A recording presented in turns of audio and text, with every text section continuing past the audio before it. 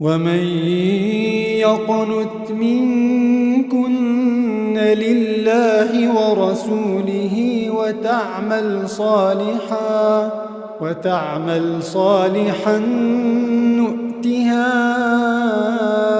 أجرها مرتين وأعتدنا لها رزقا كريما. يا نساء النبي لستن كأحد من النساء إن اتقيتن فلا تخضعن بالقول فيطمع الذي في قلبه مرض وقلن قولا معروفا وقرن في بيوتكن ولا تبرجن تبرج الجاهلية الأولى وأقمنا الصلاة وآتينا الزكاة وأطعنا الله ورسوله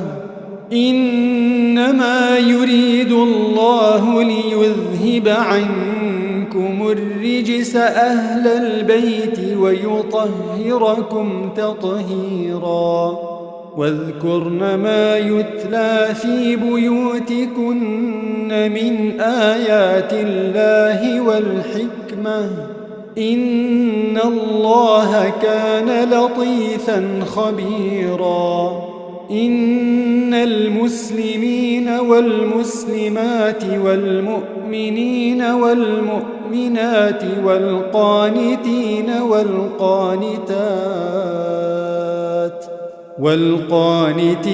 والقانتات والصادقين والصادقات والصابرين والصابرات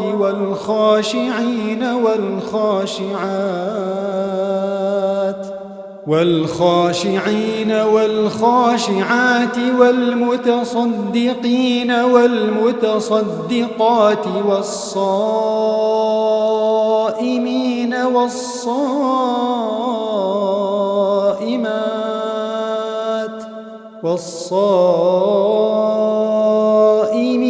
والصائمات والحافظين فروجهم والحافظات والذاكرين الله كثيرا والذاكرات أعد الله لهم مغفرة وأجرا عظيما. وما كان لمؤمن ولا مؤمنة إذا قضى الله ورسوله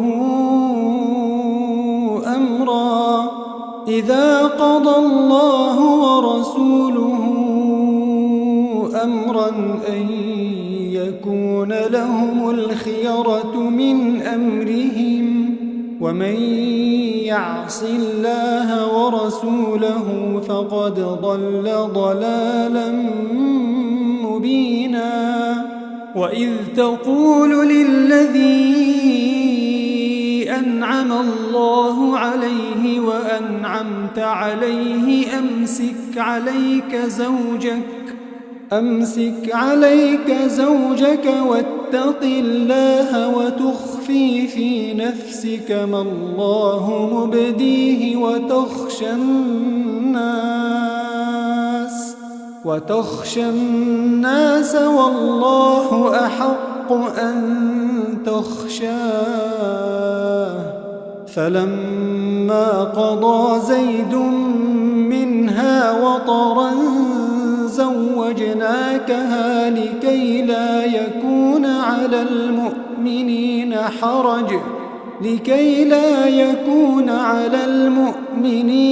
حرج في أزواج أدعيائهم إذا قضوا منهن وطرا وكان أمر الله مفعولا.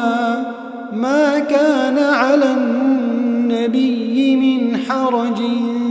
فيما فرض الله له سُنَّةَ اللَّهِ فِي الَّذِينَ خَلَوْا مِن قَبْلُ ۚ وَكَانَ أَمْرُ اللَّهِ قَدَرًا مَّقْدُورًا. الَّذِينَ يُبَلِّغُونَ رِسَالَاتِ اللَّهِ وَيَخْشَوْنَهُ وَلَا يَخْشَوْنَ أَحَدًا إِلَّا اللَّهَ ۗ وَكَفَىٰ بِاللَّهِ حَسِيبًا. مَا كَانَ مُحَمَّدٌ أَبَا أَحَدٍ مِّن رِّجَالِكُمْ ولكن رسول الله وخاتم النبيين، وكان الله بكل شيء عليما. يا أيها الذين آمنوا اذكروا الله ذكرا كثيرا وسبحوه بكرة وأصيلا. هو الذي يصلي عليكم وملائكته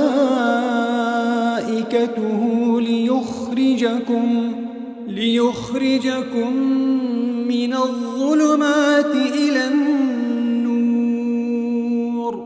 وكان بالمؤمنين رحيما. تحيتهم يوم يلقونه سلام، وأعد لهم أجرا كريما. يا أيها النبي إنا أرسلناك شاهدا ومبشرا ونذيرا وداعيا إلى الله بإذنه وسراجا منيرا. وبشر المؤمنين بأن لهم من الله فضلا كبيرا. ولا تطع الكافرين والمنافقين ودع أذاهم وتوكل على الله، وكفى بالله وكيلا. يا أيها الذين آمنوا إذا نكحتم المؤمنات ثم طلقتموهن من قبل أن تمسوهن فما لكم عليهن من عدة تعتدونها فمتعوهن وسرحوهن سراحا جميلا. يا أيها النبي إنا أحللنا لك أزواجك اللاتي آتيت أجورهن وما ملكت يمينك مما أفاء الله عليك وبنات عمك وبنات عماتك وبنات خالك وبنات خالاتك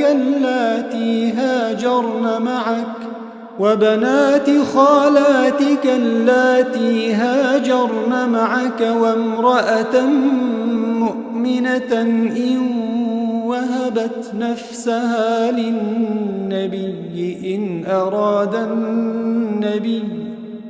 أراد النبي أن يستنكحها خالصة لك من دون المؤمنين. قد علمنا ما فرضنا عليهم في أزواجهم وما ملكت أيمانهم لكي لا يكون عليك حرج، وكان الله غفورا رحيما. ترجي من تشاء منهن وتؤوي إليك من تشاء ومن ابتغيت ممن عزلت فلا جناح عليك ذلك أدنى أن تقر أعينهن ولا يحزن ويرضين بما آتيتهن كلهن والله يعلم ما في قلوبكم وكان الله عليما حليما لا يحل لك النساء من بعد ولا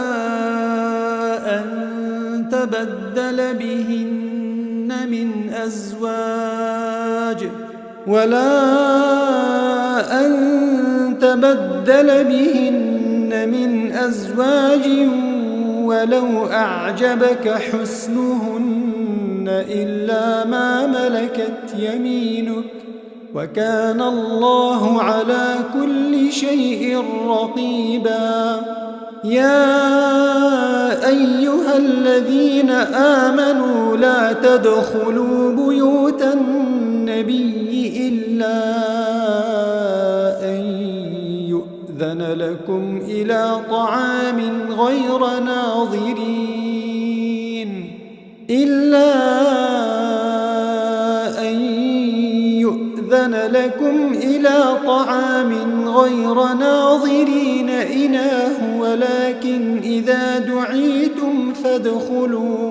ولكن إذا دعيتم فادخلوا فإذا طعمتم فانتشروا ولا مستأنسين لحديث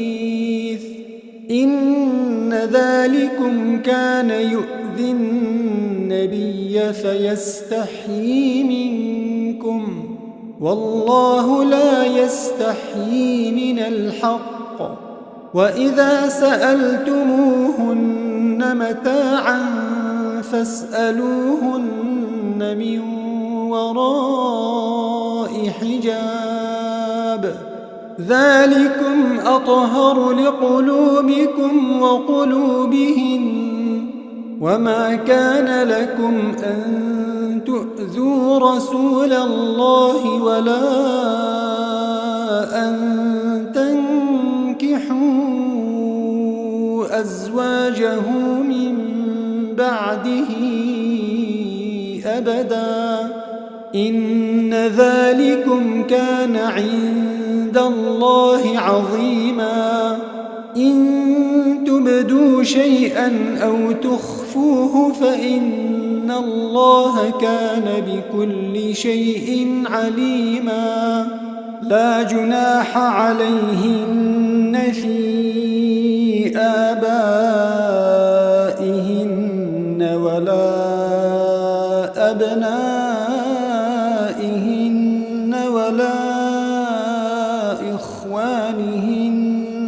ولا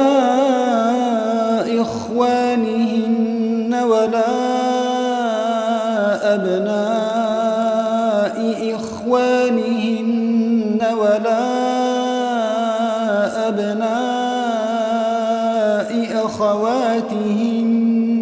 ولا أبناء أخواتهن ولا نسائهن ولا ما ملكت أيمانهن واتقين الله إن الله كان على كل شيء شهيدا إن الله وملائكته يصلون على النبي يا أيها الذين آمنوا صلوا عليه وسلموا تسليما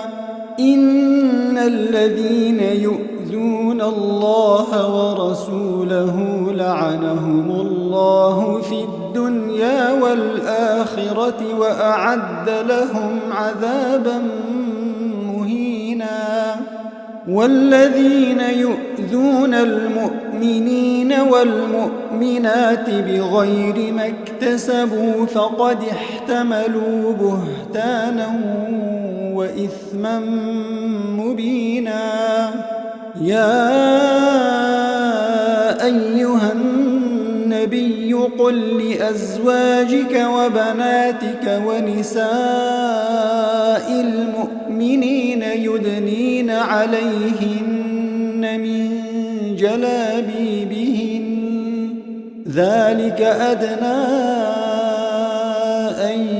يعرفن فلا يؤذين وكان الله غفورا رحيما. لئن لم ينته المنافقون والذين في قلوبهم مرض والمرجفون في المدينة لنغرينك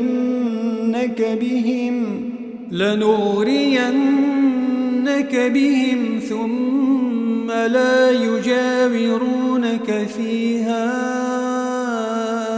إلا قليلا ملعونين أينما ثقفوا أخذوا وقتلوا تقتيلا. سنة الله في الذين خلوا من قبل ولن تجد لسنة الله تبديلا. يسألك الناس عن الساعة قل إنما علمها عند الله وما يدريك لعل الساعة تكون قريبا. إن الله لعن الكافرين وأعد لهم سعيرا خالدين فيها أبدا لا يجدون وليا ولا نصيرا. يوم تقلب وجوههم في النار يقولون يا ليتنا أطعنا الله وأطعنا الرسولا وقالوا ربنا إنا أطعنا سادتنا وكبراءنا فأضلونا السبيلا. ربنا آتهم ضعفين من العذاب والعنهم لعنا كبيرا. يا أيها الذين آمنوا لا تكونوا كالذين آذوا موسى فبرأه الله مما قالوا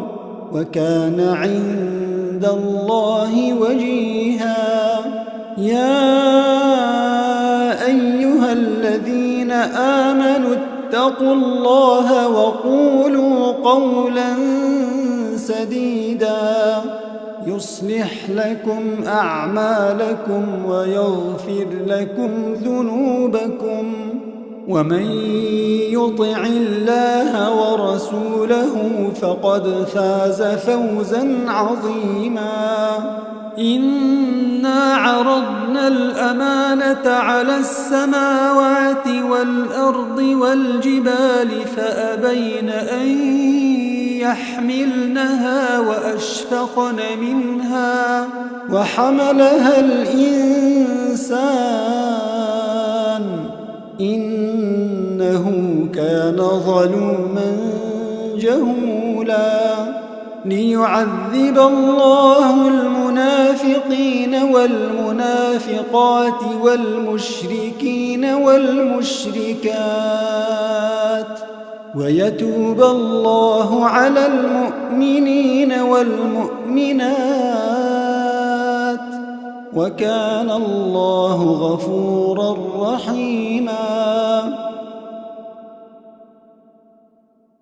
بسم الله الرحمن الرحيم.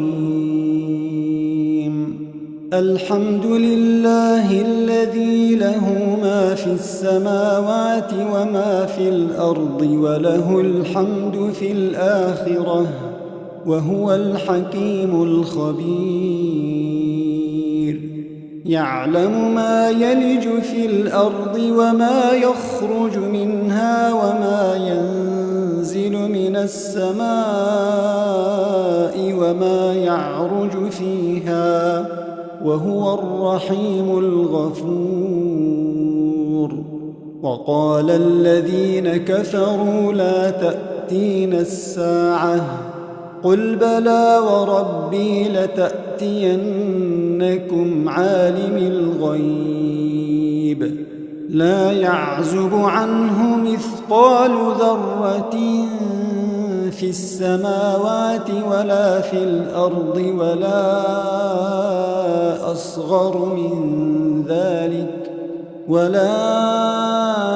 أصغر من ذلك ولا أكبر إلا في كتاب مبين ليجزي الذين آمنوا وعملوا الصالحات أولئك لهم مغفرة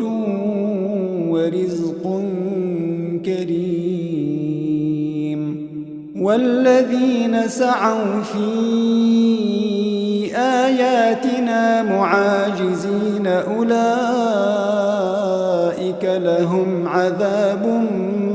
من رجز أليم. ويرى الذين أوتوا العلم الذي أنزل إليك من ربك هو الحق ويهدي إلى صراط العزيز الحميد. وقال الذين كفروا هل ندلكم على رجل ينبئكم إذا مزقتم كل ممزق إنكم لفي خلق جديد. أفترى على الله كذبا أم به جنة بل الذين لا يؤمنون بالآخرة في العذاب والضلال البعيد. أفلم يروا إلى ما بين أيديهم وما خلفهم من السماء والأرض إن نشأ نخسف بهم الأرض أو نسقط عليهم كسفا من السماء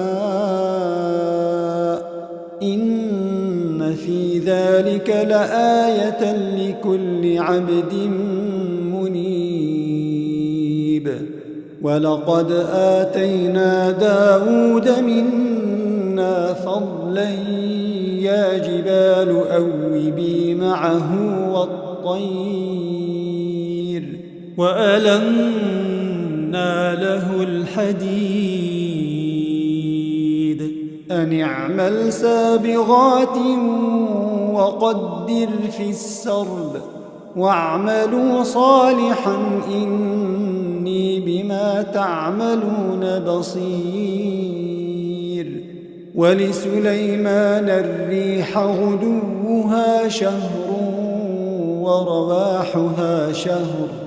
وأسلنا له عين القطر ومن الجن من يعمل بين يديه بإذن ربه ومن يزغ منهم عن أمرنا نذقه من عذاب السعير. يعملون له ما يشاء من محاريب وتماثيل وجفان كالجواب وقدور الراسيات اعملوا آل داود شكرا وقليل من عبادي الشكور فلما قضينا عليه الموت ما دلهم على موته إلا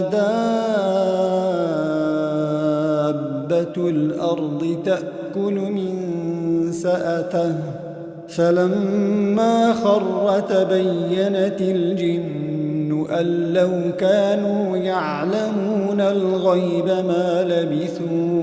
أن لو كانوا يعلمون الغيب ما لبثوا في العذاب المهين لقد كان لسبإ في مسكنهم آية جنتان عن يمين وشمال كلوا من رزق ربكم واشكروا له بلدة طيبة ورب غفور فأعرضوا فأرسلنا عليهم سيل العرم وبدلناهم بجنتيهم جنتين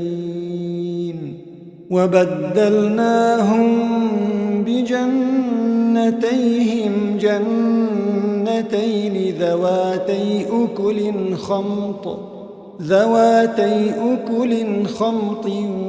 وأثل وشيء من سدر قليل ذلك جزيناهم بما كفروا وهل نجازي إلا الكفور وجعلنا بينهم وبين القرى التي باركنا فيها قرى ظاهرة وقدرنا فيها السير سيروا فيها ليالي وأياما آمنين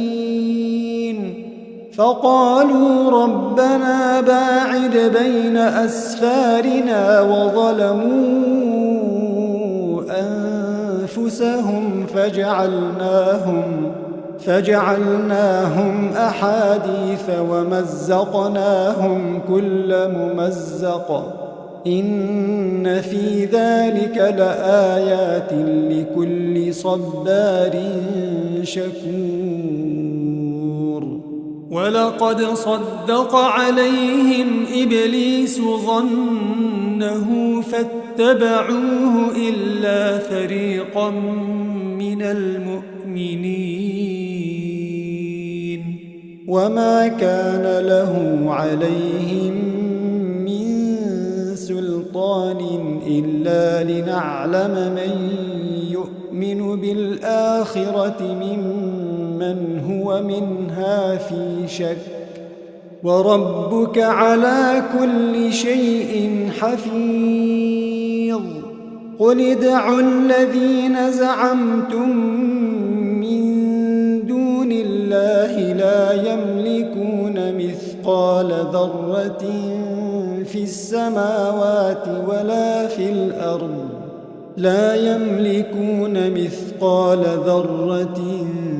في السماوات ولا في الأرض وما لهم فيهما من شرك وما له منهم من ظهير ولا تنفع الشفاعة عنده إلا لمن أذن له حتى إذا فزع عن قلوبهم قالوا ماذا قال ربكم قالوا الحق وهو العلي الكبير قل من يرزقكم من السماوات والأرض قل الله وإنا أو إياكم لعلى هدى أو في ضلال مبين قل لا تسألون عما أجرمنا ولا نسأل عما تعملون قل يجمع بيننا ربنا ثم يفتح بيننا بالحق وهو الفتاح العليم قل أروني الذين ألحقتم به شركاء كلا بل هو الله العزيز الحكيم وما أرسلناك إلا كافة للناس بشيرا ونذيرا ولكن أكثر الناس لا يعلمون ويقولون متى هذا الوعد إن كنتم صادقين قل لكم ميعاد يوم لا تستأخرون عنه ساعة ولا تستقدمون وقال الذين كفروا لن نؤمن بهذا القرآن ولا بالذي بين يديه ولو ترى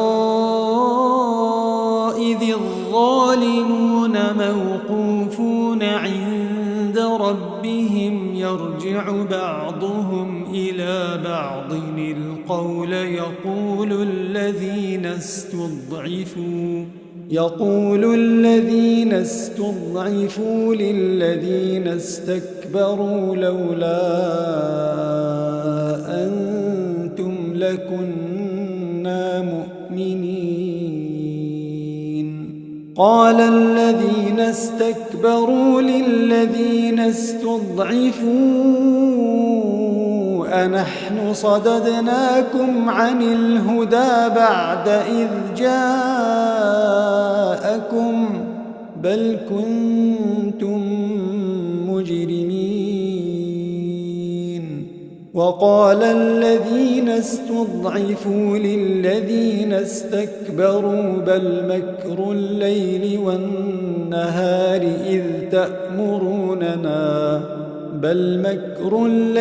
والنهار إذ تأمروننا أن نكفر بالله ونجعل له أندادا وأسروا الندامة لما رأوا العذاب وجعلنا الأغلال في أعناق الذين كفروا هل يجزون إلا ما كانوا يعملون وما أرسلنا في قرية من نذير إلا قال مترفوها إنا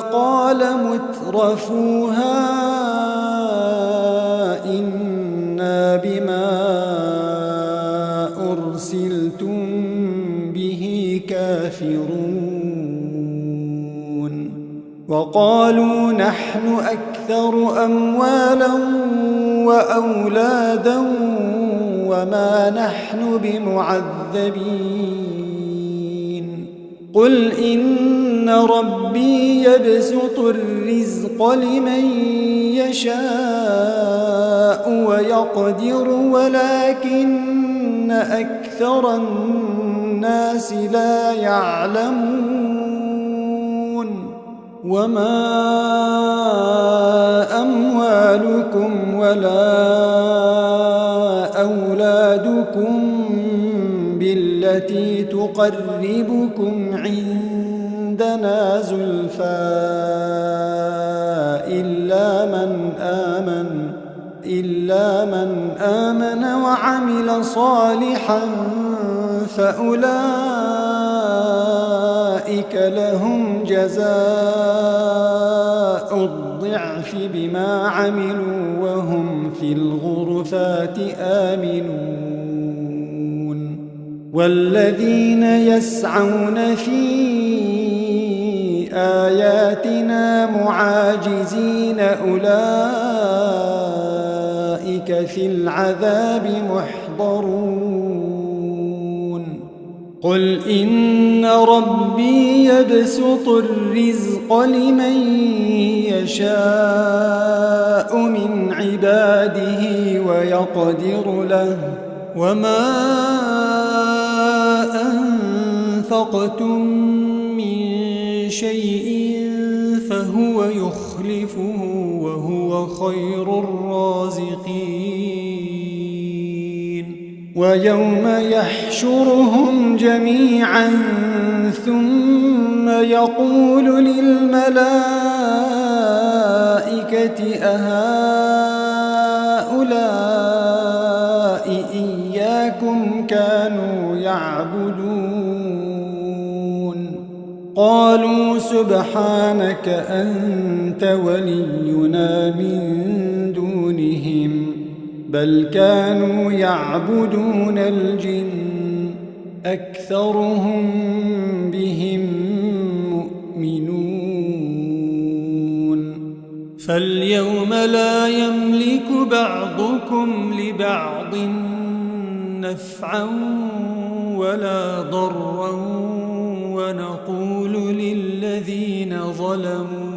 ونقول للذين ظلموا ذوقوا عذاب النار التي كنتم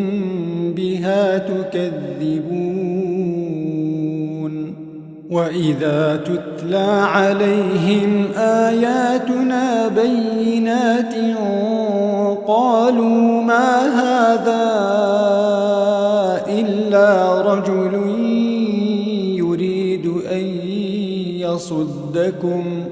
يريد أن يصدكم عما كان يعبد آباؤكم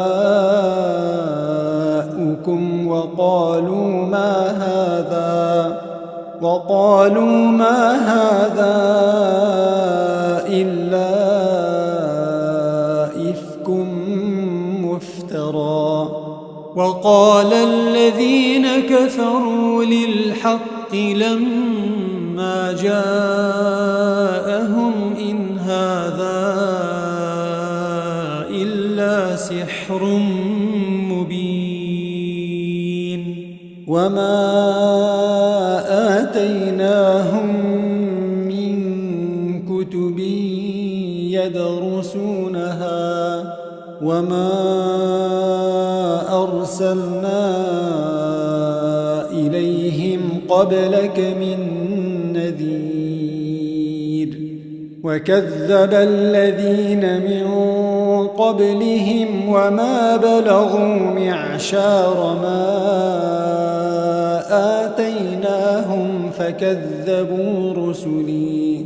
فكيف كان نكير قل إنما أعظكم بواحدة أن تقوموا لله مثنى وفرادا ثم تتفكروا ما بصاحبكم من جنة إن هو إلا نذير لكم بين يدي عذاب شديد قل ما سألتكم من أجر فهو لكم إن أجري إلا على الله وهو على كل شيء شهيد قل إن ربي يقذف بالحق بالحق علام الغيوب قل جاء الحق وما يبدئ الباطل وما يعيد قل إن ضللت فإنما أضل على نفسي وإن اهتديت فبما يوحي إلي ربي إنه سميع قريب ولو ترى إذ فزعوا فلا فوت وأخذوا من مكان قريب وقالوا آمنا به وأنى لهم التناوش من مكان بعيد وقد كفروا به من قبل ويقذفون بالغيب من مكان بعيد وحيل بينهم وبين ما يشتهون كما فعل بأشياعهم من قبل إنهم كانوا في شك مريب بسم الله الرحمن الرحيم الحمد لله فاطر السماوات والأرض جاعل الملائكة رسلا أولي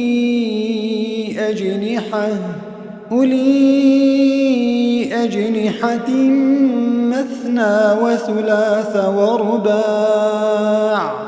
يزيد في الخلق ما يشاء إن الله على كل شيء قدير ما يفتح الله للناس من رحمة فلا ممسك لها وما يمسك فلا مرسل له من بعده وهو العزيز الحكيم يا أيها الناس اذكروا نعمة الله عليكم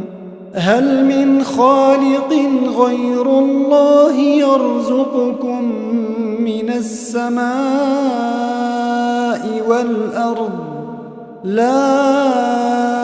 إله إلا هو فأنى تؤفكون وإن يكذبوك فقد كذبت رسل من قبلك وإلى الله ترجع الأمور يا أيها الناس إن وعد الله حق فلا تغرنكم الحياة الدنيا ولا يغرنكم بالله الغرور إن الشيطان لكم عدو فاتخذوه عدوا إنما يدعو حزبه ليكونوا من أصحاب السعير الذين كفروا لهم عذاب شديد والذين آمنوا وعملوا الصالحات لهم مغفرة وأجر كبير أفمن زين له سوء عمله فرآه حسنا فإن الله يضل من يشاء ويهدي من يشاء فلا تذهب نفسك عليهم حسرات إن الله عليم بما يصنعون والله الذي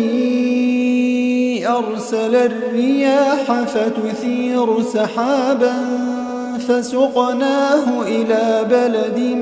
ميت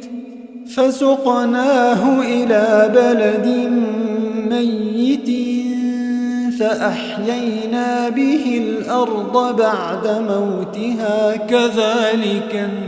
النشور من كان يريد العزة فلله العزة جميعا إليه يصعد الكلم الطيب والعمل الصالح يرفعه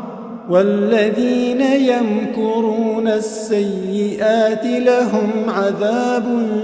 شديد ومكر أولئك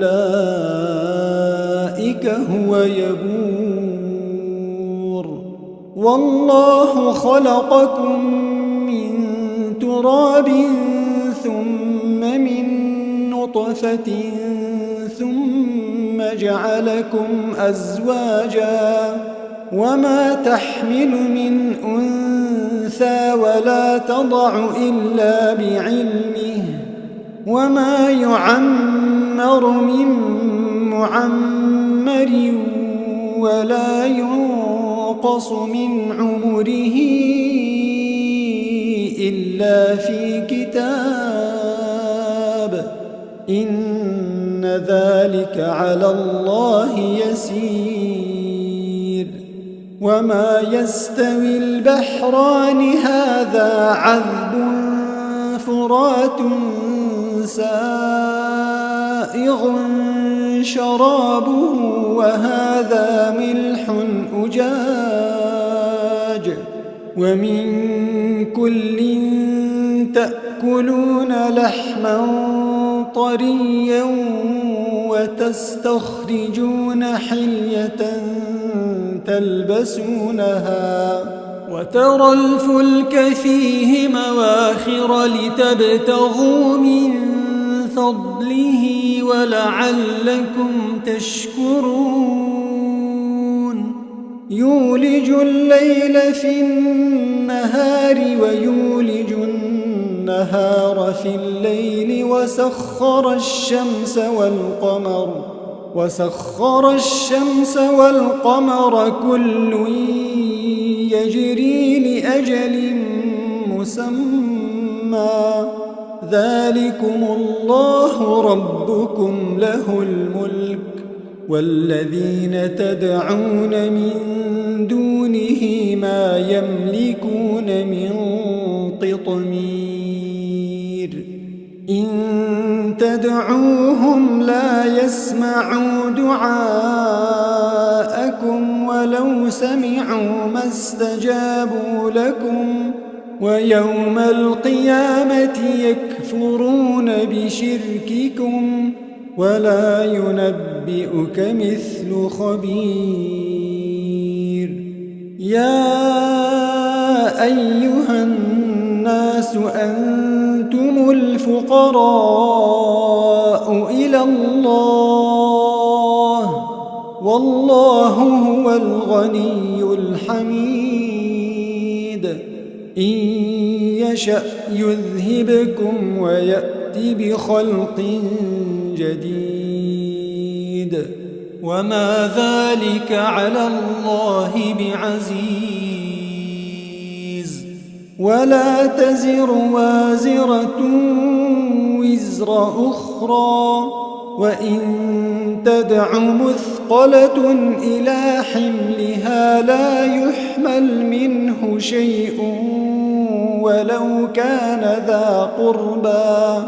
إنما تنذر الذين يخشون ربهم بالغيب وأقاموا الصلاة ومن تزكى فإنما يتزكى لنفسه وإلى الله المصير. وما يستوي الأعمى والبصير ولا الظلمات ولا النور ولا الظل ولا الحرور. وما يستوي الأحياء ولا الأموات. إن الله يسمع من يشاء وما أنت بمسمع من في القبور. إن أنت إلا نذير. إنا أرسلناك بالحق بشيرا ونذيرا وإن من أمة إلا خلا فيها نذير. وإن يكذبوك فقد كذب الذين من قبلهم جاءتهم رسلهم بالبينات وبالزبر وبالكتاب المنير. ثم أخذت الذين كفروا فكيف كان نكير. ألم تر أن الله أنزل من السماء ماء فأخرجنا به ثمرات مختلفا ألوانها ومن الجبال جدد بيض وحمر مختلف ألوانها وغرابيب سود. ومن الناس والدواب والأنعام مختلف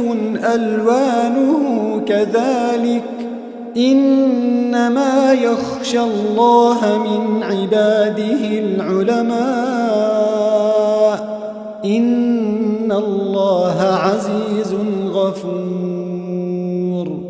إن الذين يتلون كتاب الله وأقاموا الصلاة وأنفقوا مما رزقناهم سرا وعلانية يرجون تجارة لن تبور ليوفيهم أجورهم ويزيدهم من فضله إنه غفور شكور. والذي أوحينا إليك من الكتاب هو الحق مصدقا لما بين يديه. إن الله بعباده لخبير بصير. ثم أورثنا الكتاب الذين اصطفينا من عبادنا فمنهم ظالم لنفسه ومنهم مقتصد ومنهم سابق بالخيرات بإذن الله ذلك هو الفضل الكبير. جنات عدن يدخلونها يحلون فيها من أساور من ذهب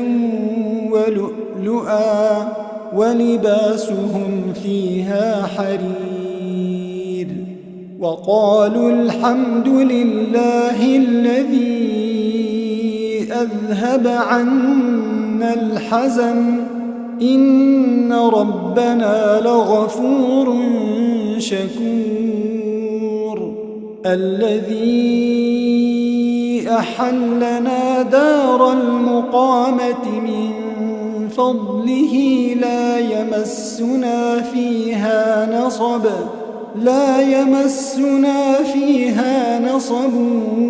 ولا يمسنا فيها لغوب والذين كفروا لهم نار جهنم لا يقضى عليهم فيموتوا ولا يخفف عنهم من عذابها كذلك نجزي كل كفور وهم يصطرخون فيها ربنا أخرجنا نعمل صالحا غير الذي كنا نعمل أولم نعمركم ما يتذكر فيه من تذكر وجاءكم النذير فذوقوا فما للظالمين من نصير إن الله عالم غيب السماوات والأرض إنه عليم بذات الصدور هو الذي جعلكم خلائف في الأرض فمن كفر فعليه كفره ولا يزيد الكافرين كفرهم عند ربهم إلا مقتا ولا يزيد الكافرين كفرهم إلا خسارا قل أرأيتم شركاءكم الذين تدعون من دون الله أروني ماذا خلقوا من الأرض أم لهم شرك في السماوات أم آتيناهم كتابا فهم على بينة منه بل إن يعد الظالمون بعضهم بعضا إلا غرورا إن الله يمسك السماوات والأرض أن تزولا ولئن زالتا إن أمسكهما من أحد من بعده إنه كان حليما غفورا وأقسموا بالله جهد أيمانهم لئن جاءهم نذير ليكونن أهدى من إحدى الأمم فلما جاءهم نذير ما زادهم إلا نفورا استكبارا في الأرض ومكر السيء ولا يحيق المكر السيء إلا بأهله فهل ينظرون إلا سنة الأولين فلن تجد لسنة الله تبديلا ولن تجد لسنة الله تحويلا أولم يسيروا في الأرض فينظروا كيف كان عاقبة الذين من قبلهم وكانوا أشد منهم قوة وما كان الله ليعجزه من شيء في السماوات ولا في الأرض إنه كان عليما قديرا ولو يؤاخذ الله الناس بما كسبوا ما ترك على ظهرها من دابة ولكن يؤخرهم إلى أجل مسمى فإذا جاء أجلهم فإن الله كان بعباده بصيرا. بسم الله الرحمن الرحيم. ياسين والقرآن الحكيم إنك لمن المرسلين على صراط مستقيم تنزيل العزيز الرحيم لتنذر قوما ما أنذر آباؤهم فهم غافلون. لقد حق القول على أكثرهم فهم لا يؤمنون. إنا جعلنا في أعناقهم أغلالا فهي إلى الأذقان فهم مقمحون. وجعلنا من بين أيديهم سدا ومن خلفهم سدا فأغشيناهم فهم لا يبصرون. وسواء عليهم أأنذرتهم أم لم تنذرهم لا يؤمنون. إنما تنذر من اتبع الذكر وخشي الرحمن بالغيب فبشره بمغفرة وأجر كريم. إنا نحن نحيي الموتى ونكتب ما قدموا وآثارهم وكل شيء أحصيناه في إمام مبين. واضرب لهم مثلا أصحاب القرية إذ جاءها المرسلون إذ أرسلنا إليهم اثنين فكذبوهما فعززنا بثالث فقالوا إنا إليكم مرسلون. قالوا ما أنتم إلا بشر مثلنا وما أنزل الرحمن من شيء إن أنتم إلا تكذبون. قالوا ربنا يعلم إنا إليكم لمرسلون وما علينا إلا البلاغ المبين. قالوا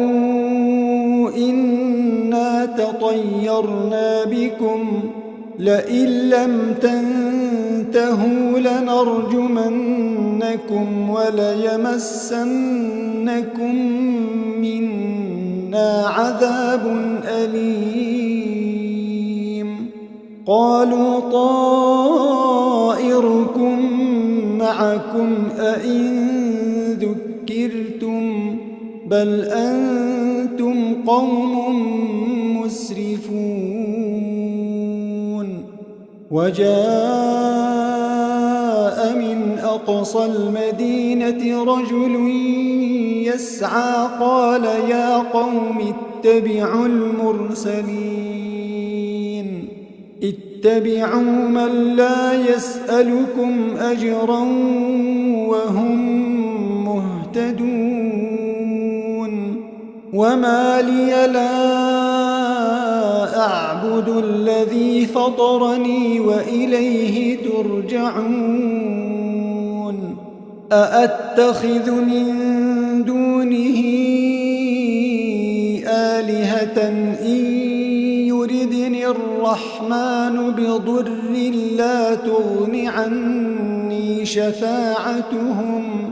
لا تغن عني شفاعتهم شيئا ولا ينقذون إني إذا لفي ضلال مبين إني آمنت بربكم فاسمعون قيل ادخل الجنة قال يا ليت قومي يعلمون بما غفر لي ربي وجعلني من المكرمين